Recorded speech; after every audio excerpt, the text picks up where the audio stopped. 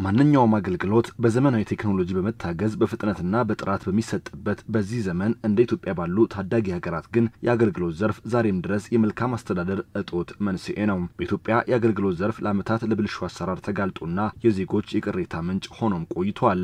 ኢትዮጵያ ውስጥ ታች ስንወርድ መታወቂያውም ችግር ነው፣ ኢንቨስትመንቱም ችግር ነው። የሥራ ማግኛ መንገዶች ነገሮችም ቀላል አይደሉም። ቢሮ ይዘጋል፣ ስብሰባ በዛ ይባላል። ሰዎች በቀላሉ ሰርቪስ አያገኙ።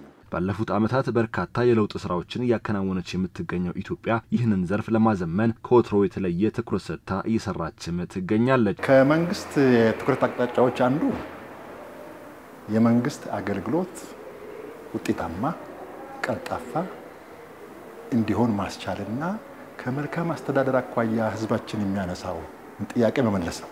ትልቁ የሀገሪቱ ምጣኔ ሀብታዊ መስተጋብር የሚሳለጥባትና በርካታ አገልግሎቶች የሚሰጡባት አዲስ አበባ በተለይ በመንግስት ተቋማቶቿ ውስጥ የሚሰጠው አገልግሎት አለመዘመን ነዋሪዎችን ለምሬት ሲዳረግ የቆየ ሲሆን ከመሬት ሀብት ጋር በተገናኘ የሚሰጠው አገልግሎት እንዲህ ያሉ ቅሬታዎች ምንጭም ነበር። አገልግሎት አሰጣጡ በጣም የሚያበሳጭ ነው። እኔ የተናጠል ካርታ ፕላን እንዲሰራልኝ ነበር የመጣሁት። ነገር ግን ፋይሉን ልናገኝ አልቻልንም። በፋይል ምክንያት ከወር በላይ ተንከራትቻለሁ። የከተማዋ ነዋሪዎች ቅሬታ የሚያነሱበትን ከመሬት ጋር በተገናኘ የሚሰጠውን አገልግሎት ለማሻሻል የአዲስ አበባ ከተማ አስተዳደር ባለፉት ጥቂት ዓመታት በሰራው ስራም ወደ ዲጂታል አሰራር በመሸጋገር የተቀላጠፈ አገልግሎት እየሰጠ ይገኛል። መሬት አገልግሎት ጋራ በተያያዘ ያለውን አገልግሎት መለስ ብለን ወደ ኋላ ስንመለከት ብዙ ውጣ ውረዶችን ያሳለፍንበት በርካታ ወቀሳዎችን ያስተናገድንበት 2016 ዓመት ጀምሮ አሁን እስካለንበት ድረስ እነኚህን የምንላቸውን ችግሮች ለማሻሻል የሚችል የዲጂታላይዜሽን ስራ እየተገበርን ነው የምንገኘው። የአገልግሎት አሰጣጥ ችግር ሰለባ ከነበሩ ተቋማት መካከል አንዱ የነበረው የከተማዋ ሲቪል ምዝገባና ነዋሪነት አገልግሎት ኤጀንሲ ዛሬ ላይ አሰራሩን በማዘመንና ሌሎች እርምጃዎችን በመውሰድ ለነዋሪዎች የተሻለ አገልግሎት ከመስጠት ባለፈ ስማርት ከተማ ለመገንባት በሚደረገው ጉዞ ውስጥ ግንባር ቀደም ሚና እየተወጣም ይገኛል። እያንዳንዳችን በየቤታችን ሆነን ይሄን አገልግሎት ማግኘት እንድንችል ለማድረግ የጀመርነው ጥረት አለ። ከዚህም ባሻገር እዚህ ተቋም ውስጥ የሚሰጠው አገልግሎት የሁላችንም የዕለት ተዕለት ህይወት የሚነካ ከመሆኑ ጋር ታይዞ በሌሎች ተቋማት የሚሰጡ አገልግሎቶችን ጭምር ኢንተግሬት ለማድረግና አዲስ አበባን በተጨባጭም ስማርት ለማድረግ የጀመርነውን ጉዞ የመጀመሪያው ኢንትሪ ፖይንት ተደርጎ የሚወሰድ ተቋም ነው። ተቋማት በአንድ ስፍራ ፈጣንና ቀልጣፋ አገልግሎት መስጠት እንዲችሉ በቅርቡ ይፋ የተደረገው መሶብ የአንድ ማዕከል አገልግሎት መንግስት ዘርፉን ለማዘመን እየወሰዳቸው ካሉ እርምጃዎች መካከል አንዱ ነው። የጀመርነው የመሶብ አገልግሎት 12 ገደማ ተቋማት ከ40 በላይ ሰርቪስ አንድ ሰው እዚህ ያገኛል።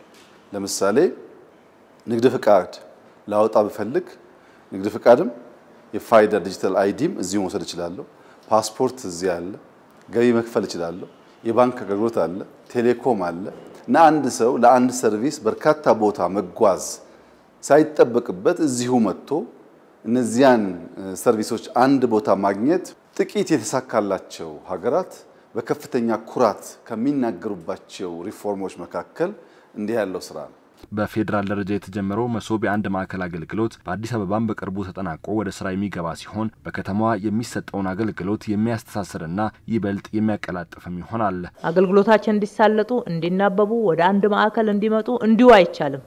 ያንን ለማድረግ መናበብ አለባቸው። አንዱ አገልግሎት ከሌላ አገልግሎት ጋር መናበብ አለበት። ኢንተርፌሲንግ መጠበቅ መቻል ይገባዋል።